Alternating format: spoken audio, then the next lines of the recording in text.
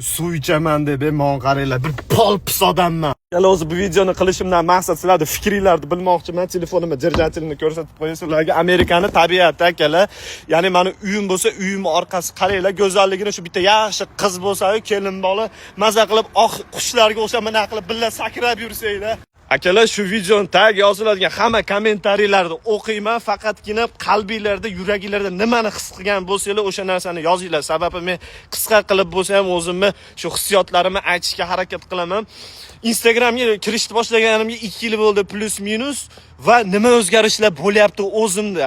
Amerikan tabiatini ko'ryapsizlar. Chiroyli, boradigan joy tiqilib yotibdi. Osmoni musaffo, vazmonjislar bor, soqqa bor, mashina bor, tanish bilish. Xullas hech qanaqa muammo yo'q.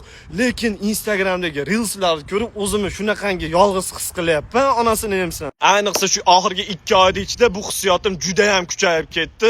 Odamlarning erishib turgan yutuqlarini ko'rib, olyap turgan mashinalari, uylari, erkak bilan ayolni bir-biri bilan baxtli hayot kechirishi, erkak ayol kishiga yashashni o'rgatsa, ayol kishi erkakga yashash, xullas pizdet zaybal bo'lib ketdim. Bitta qo'shimcha qilaman sizlarga. Akalar, mana 2 hafta trakda ishlab keldim. Kecha uyimga kelib, bugun mana xudo xolasa yana trakka chiqib ketaman. Shu o'tgan bir kunim uyimda, bir kun ham emas, tun o'tdi xolos. Kech payt uxlolmadim, o'zimga o'zim savollar berib, vijdonim qiynalib, Instagramda odamlar shu narsalarga erishyapti, nimadirlar qilishyapti, nimaga sen uyingda uxlaysan, ishlasang bo'lmaydimi degan savollar bilan uyqu bo'lmadi. Amerikada turib shunaqa qilib o'zimni qiynab tashlayapman, hammasi mana shu platforma orqasidan. Endi O'zbekistondagilar qanaqa holatda ekan bilmayman. Erkaklar mana shunaqa nimadirlarga erishish bilan siqilib yurishadi. Ayollar erkaklarning kamchiligi bilan topish bilan siqilib yurishadi.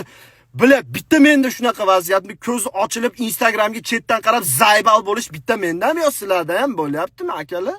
Demak, qisqa qilib o'zimni xulosamni sizlarga aytaman. Video istoriyalar qo'yishdan u yoqda tursin, balki Instagramga kirib reelslar tutishni maksimalni yig'ishtiraman. Sababi nima? Birinchidan, men hozir shu yerdaman, umrim o'tib ketyapti.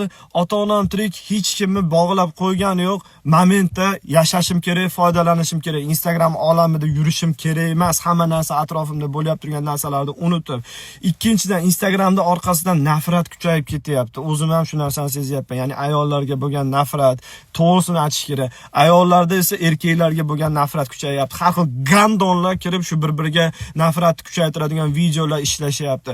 O'shaning uchun akalar, sveji havoda nafas olib, shu internet bo'lmagan vaqtlarida kerak bo'lsa o'zimga qaytarib, polni bu narsalar hammasini yig'ishtirib, yaxshi yashashga o'zimga qaror qildim. Sizlarga ham maslahat beraman.